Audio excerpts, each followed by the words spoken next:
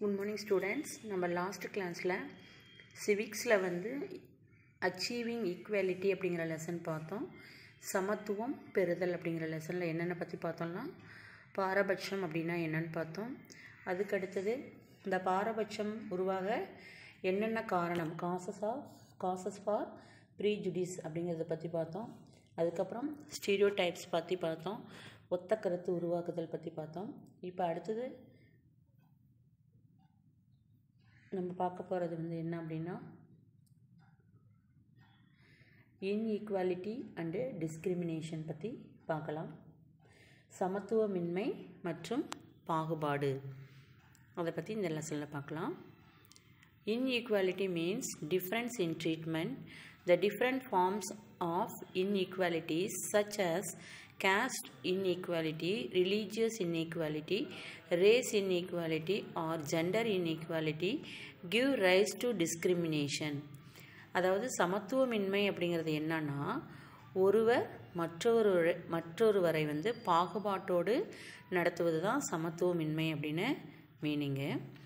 அதில் என்னென்ன இருக்குது டைப் அப்படின்னு சொல்லி பார்த்தோம்னா, ஜாதி ஏற்றத்தாழ்வு இருக்குது, அதாவது காஸ்ட் இன்ஈக்குவாலிட்டி இருக்குது.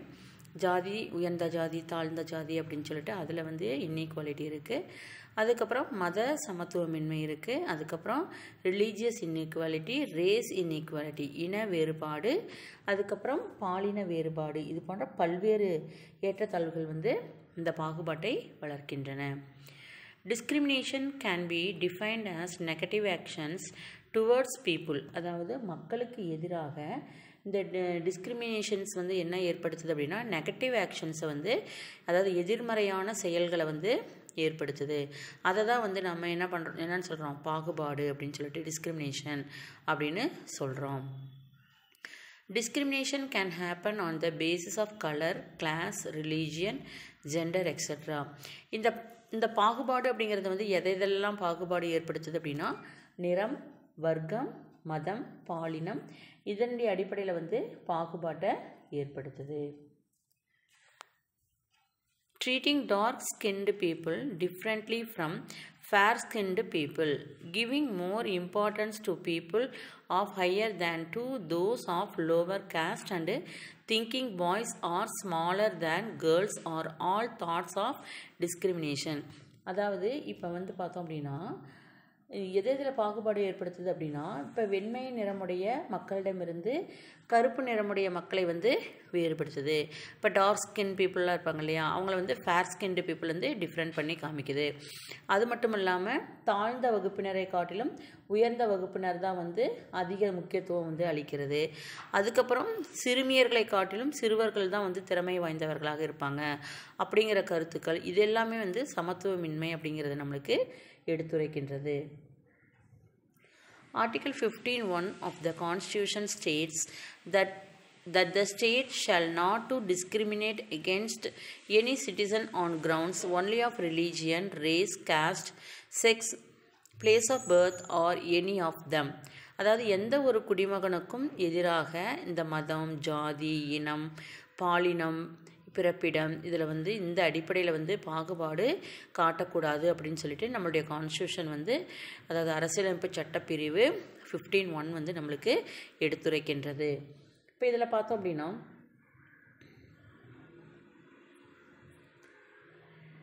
எண்ட் ஆஃப் அப்பார்த்தைட், அதாவது ஒரு இன வெறிக்கு ஒரு முடிவு கட்டினது யார் அப்படின்னா, ஆஃப்டர் 27 years in prison, அதாவது 27 வருடங்கள் சிறை வாழ்க்கை வாழ்ந்தவர் யார் அப்படின்னா, former South African president Nelson Mandela.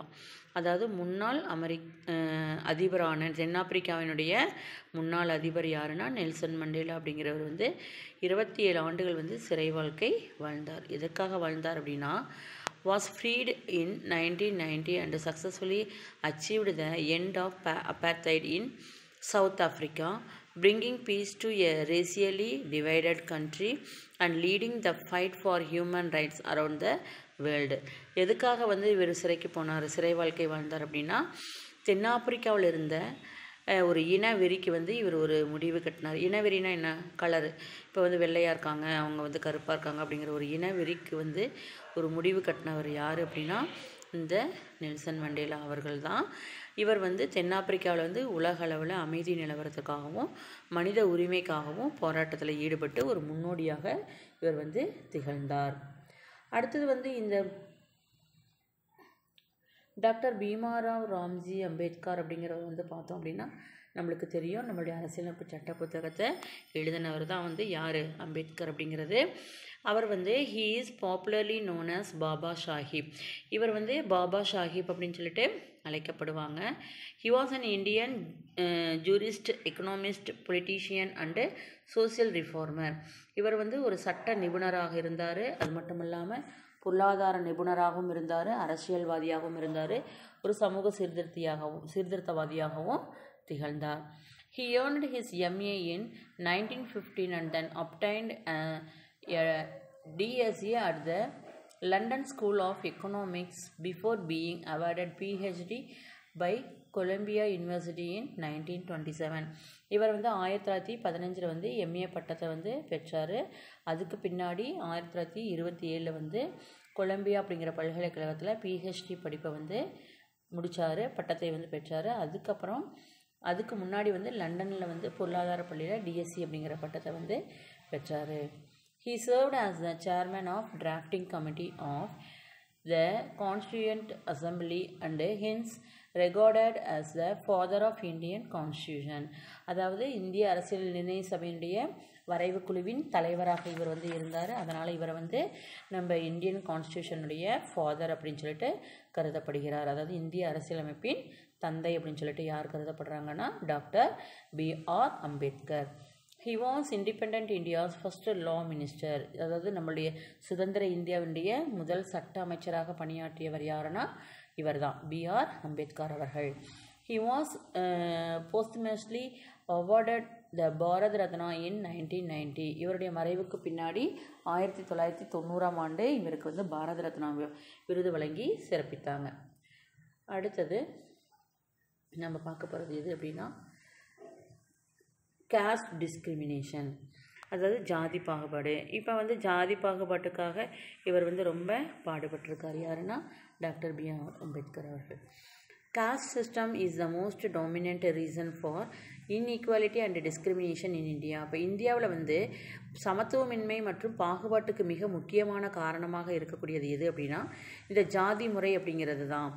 In the beginning, the society was divided into different groups on the basis of occupation known as Varnas. அதாவது வர்ணாசிரம முறையில் அந்த காலத்தில் வந்து பார்த்தோம் அப்படின்னா வர்ணாசிரம முறைப்படி ஜாதிகள் வந்து 4 ஜாதிகள் தான் இருந்தது. நீங்கள் சின்ன கிளாஸில் படிச்சிருப்பீங்க அல்லது கேள்விப்பட்டிருப்பீங்க. அப்படி தெரியலன்னா நான் இப்போ சொல்கிறேன், கேட்டுக்கோங்க. அதில் வந்து என்னென்ன ஜாதிகள் அப்படின்னு சொல்லி பார்த்தோம்னா பிராமணாஸ், வைஷ்யாஸ், சத்ரியாஸ், சூத்ராஸ். பிராமணாஸ், சத்ரியாஸ், வைஷ்யாஸ், சூத்ராஸ் அப்படிங்கிற 4 ஜாதிகள் தான் இருந்தது. பிராமணாஸ் அப்படிங்கிறவங்க யார் அப்படின்னா இப்போ கோவில்களெல்லாம் வந்து பூஜை பண்ணுறாங்க இல்லையா, அது மாதிரி பண்ணக்கூடியவர்கள் வந்து யார் அப்படின்னா பிராமணாஸ் அப்படின்னு சொல்லுவாங்க. அதுக்கப்புறம் வேள்விகள் நடத்துறது, இது மாதிரி இருக்கக்கூடிய இதெல்லாம் செய்கிறது வந்து பிராமணாஸ்.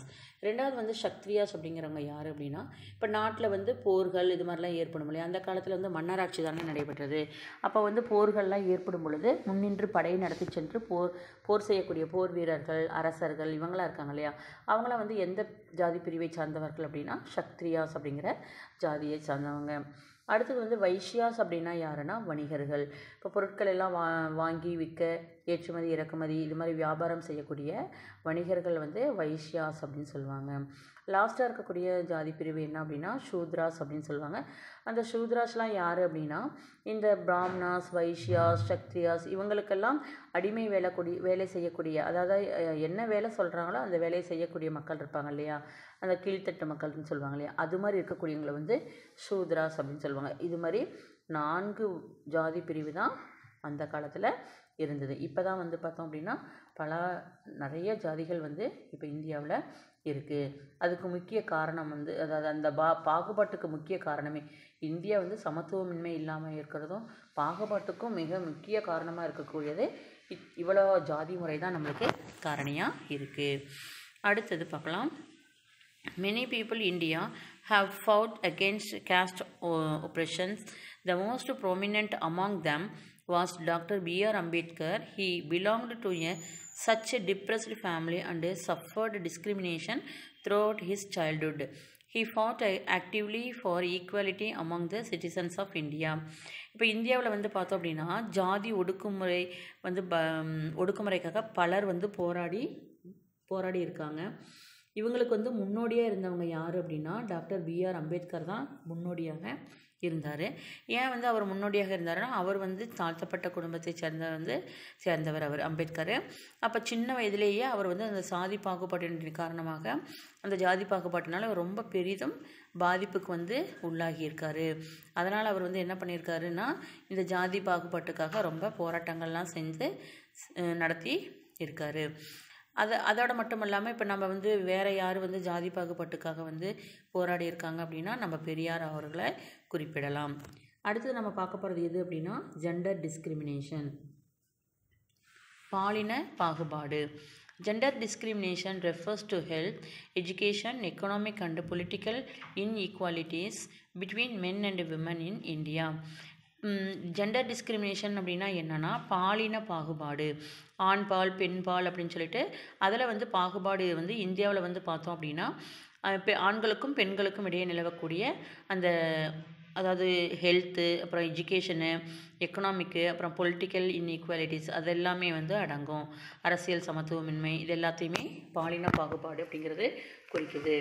இப்போ எக்ஸாம்பிளாக நம்ம என்ன சொன்னோம் அப்படின்னா a girl is not allotted to go to college after finishing her schooling. அதாவது ஒரு பள்ளி படிப்பை முடித்த ஒரு பெண்ணை வந்து என்ன பண்ணுவாங்க அப்படின்னா மேற்படிப்பு படிக்கிறதுக்காக ஒரு கல்லூரிக்கு செல்ல வந்து அனுமதிக்க மாட்டாங்க. அந்த காலத்திலலாம் அனுமதிக்க மாட்டாங்க. ஆண்களை வந்து படிக்க வைக்கணும் அப்படின்னு சொல்லிட்டு அவங்கள அனுமதிப்பாங்க. ஆனால் பெண்களை என்ன பண்ண மாட்டாங்க, அனுமதிக்க மாட்டாங்க. அடுத்தது வந்து என்ன பார்த்தோம்னா similarly most of the girls are not allotted to select a career of their choice rather they are forced into marriage. அதே போல் திருமண வாழ்க்கையிலும் பார்த்தோம் அப்படின்னா பெண்கள் வந்து அவங்க விரும்பக்கூடிய வாழ்க்கையை வந்து தேர்ந்தெடுக்கிறதுக்கு வந்து அந்த கடத்தலாம் வந்து அனுமதி கிடையாது. அப்போ அவங்களுடைய கம்பல்ஷன், அவங்களுக்கு பிடித்தாலும் சரி பிடிக்கலனாலும் சரி இவங்களை கல்யாணம் பண்ணிக்கணும்னா என்ன பண்ணணும், கல்யாணம் பண்ணிக்கணும். அது மாதிரி ஒரு கட்டாயப்படுத்தப்பட்ட திருமண முறை தான் வந்து அந்த காலத்தில் இருந்தது. இன்னும் ஒரு சில குடும்பங்களில் வந்து பார்த்தோம் அப்படின்னா girls are not allotted to wear modern dresses while boys in such families often wear modern dresses. Girls இன்னும் ஒரு சில கிராமத்து சைட்லலாம் வந்து பார்த்தோம் அப்படின்னா கிராமத்து சைடில் விட நகரத்து சைட்லேயும் அந்த காலத்திலலாம் வந்து பார்த்தோம் அப்படின்னா ஒரு நவீன ஆடையை வந்து அணிந்து கொள்வதற்கு பெண் பிள்ளைகளை வந்து அனுமதிக்கப்பட மாட்டாங்க. ஆனால் அந்த குடும்பத்தில் இருக்கக்கூடிய ஆண் பிள்ளைகள் வந்து அது மாதிரி இருக்கக்கூடிய ட்ரெஸ்ஸை வந்து போட்டுக்கிறதுக்கு வந்து அலோவ் பண்ணுவாங்க. இதுதான் வந்து நம்ம என்னென்னு சொல்கிறோம் அப்படின்னா ஜெண்டர் டிஸ்கிரிமினேஷன் அப்படின்னு சொல்லிட்டு சொல்கிறோம். அடுத்தது நம்ம பார்க்க போகிறது என்னென்னா ரிலீஜியஸ் டிஸ்கிரிமினேஷன், மத பாகுபாடு. Religious discrimination is unequal treatment of an individual or group based on their beliefs. Religious discrimination has been around for a long time. அதாவது மதம் சார்ந்த பாகுபாடு அப்படிங்கிறது என்ன அப்படின்னா ஒரு நம்பிக்கையின் அடிப்படையில் ஒரு தனிநபரின் மீதோ அல்லது ஒரு குழுவினுடைய மீதோ சமத்துவம் இல்லாமல் நடத்துவது தான் வந்து மதம் சார்ந்த பாகுபாடு, ரிலீஜியஸ் டிஸ்கிரிமினேஷன் அப்படின்னு சொல்லிட்டு குறிப்பிடுறாங்க. Religious discrimination has been around for a long time. There have been problems between people of different religions for thousands of years. அதாவது ஆயிரக்கணக்கான ஆண்டுகளாக வந்து பார்த்தோம் அப்படின்னா வெவ்வேறு மதங்கள் வந்து மக்களுக்கிடையே ஒரு பிரச்சனையாக இருக்குது அப்படின்னு சொல்லிட்டு குறிப்பிடுறாங்க. இப்போ சில மக்கள் வந்து பார்த்தோம் அப்படின்னா பொது இடங்களில் கூட குறிப்பாக இப்போ மத வழிபாட்டு தலங்களில் வந்து நுழைய அனுமதி கிடையாது. இப்போ ஒரு சிலர் பார்த்தோம் அப்படின்னா வெவ்வேறு மத கோவில்களுக்குள்ளே அனுமதிக்க மாட்டாங்க. அது மாதிரி இப்போ இருக்குது. ஏன் அப்படின்னா அவங்க வந்து வேற ஒரு மதத்தை சேர்ந்தவங்க அப்படிங்கிறதுனால சில மதத்தவர்கள் என்ன பண்ணுறாங்க, அவங்கள வந்து உள்ளே விடுறதில்ல. Some people are not allowed to enter in public places, especially the places of worship, because they belong to another religion. Some religious people often end up in conflict with each other because of their rituals and way of life. சில மதத்தவர்கள் வந்து தங்களுடைய சடங்குகள் அதுக்கப்புறம் வாழ்க்கை முறை இதனுடைய காரணமாக ஒருவருக்கொருவர் முரண்பட்டு காணப்படுகிறார்கள். இன்றைக்கி கிளாஸ் வந்து முடிஞ்சுது. நாளைக்கு கிளாஸில் வந்து இந்த சோஷியோ எக்கனாமிக் இன்இக்வாலிட்டி பற்றி பார்க்கலாம். அதுக்கப்புறமேட்டு லிட்ரரி ரேட் வந்து அதாவது 2011 வந்து சென்சஸ் கணக்குப்படி என்ன ஒவ்வொரு எந்தெந்த ஸ்டேட்டில் வந்து லிட்ரரி ரேட் வந்து இருக்குதுன்னு பார்க்கலாம், லிட்ரஸி ரேட் இருக்குதுன்னு பார்க்கலாம். அதுக்கப்புறம் செக்ஸ் ரேஷியோ வந்து பார்க்கலாம், அதாவது ஆண் பெண்பால் எவர்கள் வந்து எவ்வளோ பேர் இருக்காங்க அப்படின்னு சொல்லிட்டு நாளைக்கு கிளாஸில் பார்க்கலாம்.